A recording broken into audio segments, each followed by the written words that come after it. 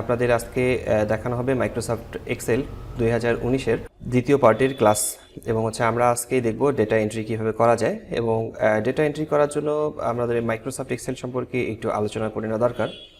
তো Microsoft Excel open করার পর আমরা মূলত কাজ করছি মাইক্রোসফট অফিস এক্সেল 2019 প্রোগ্রামে।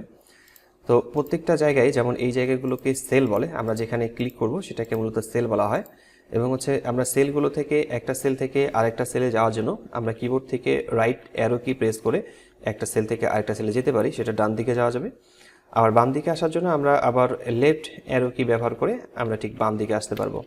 এই কাজটি কিবোর্ড থেকে ট্যাব বাটন ব্যবহার করেও করা যাবে। আমরা কিবোর্ড থেকে ট্যাব বাটন প্রেস করে আমরা রাইট দিকে যেতে পারছি। আবার যদি লেফট সাইডে আসতে হয় তাহলে শিফট প্রেস করে আমাদেরকে ট্যাব প্রেস করতে হবে, তাহলে আমরা লেফট সাইডে আসতে পারবো। এভাবে যদি আমরা সবার শেষের সেলে যেতে চাই বা সবার শেষের দিকে সেল রয়েছে সেখানে যদি যেতে চাই, নর্মালি আমাদের এখানে অনেক সময় লাগবে। আমরা যদি একবার করে এভাবে চাপ দিই সেই ক্ষেত্রে দেখা যাচ্ছে যে এ থেকে জেড, এখানে উপরের দিকে এ থেকে জেড পর্যন্ত অলরেডি শেষ হয়েছে। আবার এখান থেকে এসেছে A double A B A C, এভাবে আসছে। ঠিক এভাবে আমরা যতক্ষণ পর্যন্ত যেতে থাকবো, মেবি এখানে 16,000-এর মতো সেল রয়েছে, এইদিকে আমরা যেতে পারবো। তো কিবোর্ড থেকে কন্ট্রোল প্রেস করে ধরে আমরা যদি রাইট অ্যারো কি প্রেস করি তাহলে সবার শেষের সেলে আমরা যেতে পারবো। আবার কিবোর্ড থেকে কন্ট্রোল প্রেস করে ধরে লেফট অ্যারো কি কিবোর্ড থেকে প্রেস করলে আবার শুরুর দিকেই আমরা চলে আসব। ডাউন অ্যারো কি প্রেস করে আমরা সাধারণত নিচের দিকে নামতে পারবো। আবার উপরের দিকে ওঠার জন্য আমরা মূলত রাইট আপ অ্যারো কি ব্যবহার করব। আপ অ্যারো কি ব্যবহার করে উপরের দিকে উঠতে পারবো। সবার শেষের সেলে যাওয়ার জন্য আমরা নিচের দিকে ডাউন দিকে যদি সবার শেষের দিকে যেতে চাই তাহলে কিবোর্ড থেকে কন্ট্রোল প্রেস করে ধরে ডাউন অ্যারো কি প্রেস করতে হবে, তাহলে সবার শেষের সেলটাতে আমরা পৌঁছাবো। আবার যদি টপে যেতে চাই তাহলে অবশ্যই কিবোর্ড থেকে কন্ট্রোল প্রেস করে ধরে আপ অ্যারো কি প্রেস করলে উপরের দিকে যাবে। এছাড়াও আমরা এখন যদি কোথাও ক্লিক করে রাখি, যে কোনো একটা সেলে ক্লিক করে রাখি, তো সেলের একটি অ্যাড্রেস রয়েছে, সেলের একটি নাম রয়েছে। এর নামটি হচ্ছে মূলত আমি এখন রয়েছি, যেমন এটা হচ্ছে কলাম, আমি এখন জি কলামে আছি। তো এই জি কলামে আমরা প্রথমে এখানে ক্লিক করে রেখেছি আমি, এবং আমি দেখতে পাচ্ছি জি কলামে আমি এখানে চলে আসছি 8-এ। তো আমি এখন আছি জি 8-এ এবং আমরা এখান থেকে অ্যাড্রেস নেম বক্স দেখতে পাচ্ছি। তো আমরা যেখানে ক্লিক করব এখান থেকে শো করবে নেম বক্সে যে আমরা কোন সেলে রয়েছি। আমাদের এখানে দেখাচ্ছে আমরা এখন এই মুহূর্তে রয়েছি G7-এ। আমরা যেখানে ক্লিক করব আমাদের ঠিক সেই সেলের নাম্বারটি এখানে শো করবে। এটাই হচ্ছে মূলত সেলের নাম, সেটা হচ্ছে E9-এ এখন আমরা রয়েছি।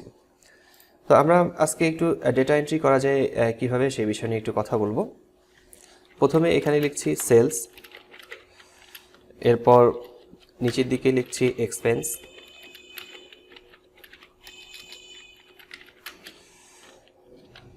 এরপর লিখছি প্রফিট,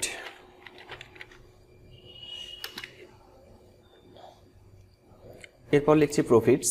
আমরা মূলত বিভিন্নভাবে ডেটা এন্ট্রি করতে পারি। আজকে প্রাথমিকভাবে আমরা দেখাচ্ছি এবং পরবর্তী ক্লাসগুলোতে আরও বিস্তারিত এই ক্লাসগুলো তো থাকবেই।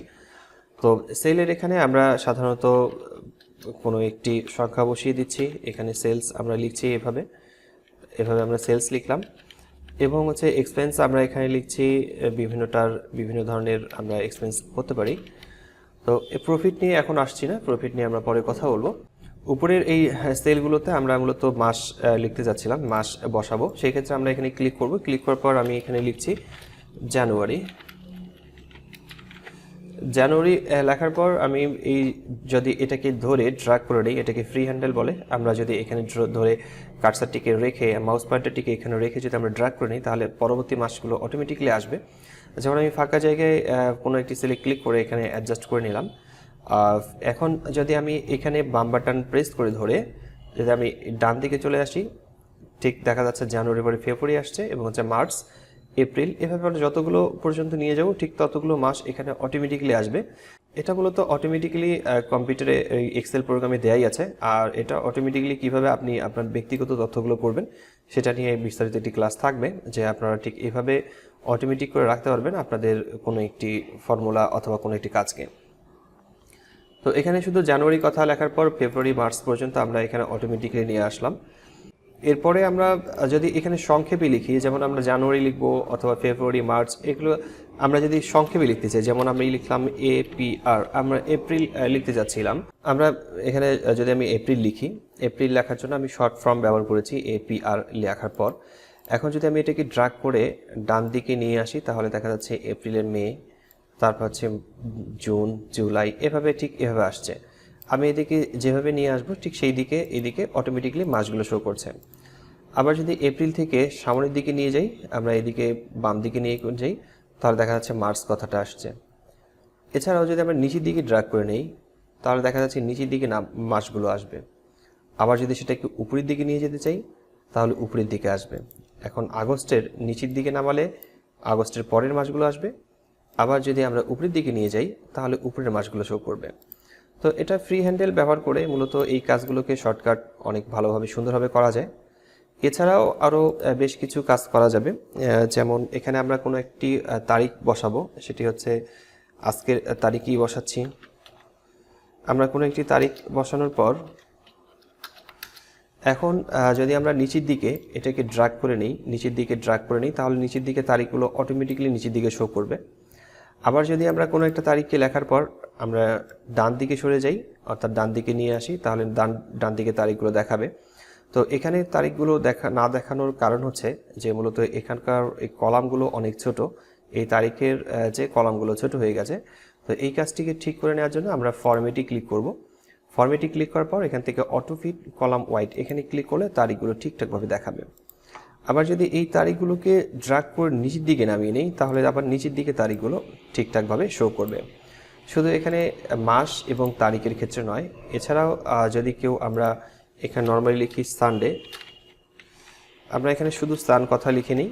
এই সানডে আমরা ডে কথা লিখলাম না, আমরা ড্রাগ করে যদি নিচের দিকে নর্মালি ড্রাগ করে নিই তাহলে নিচের দিকে দেখতে পারবো যে অটোমেটিকলি এই লেখাগুলো শো করছে।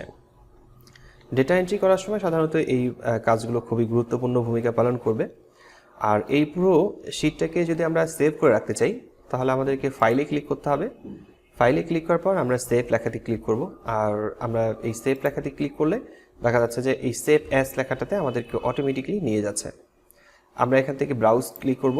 ব্রাউজ ক্লিক করার পর আমাদেরকে এই ফাইলটি সেভ করার একটি লোকেশন ঠিক করে দিতে হবে।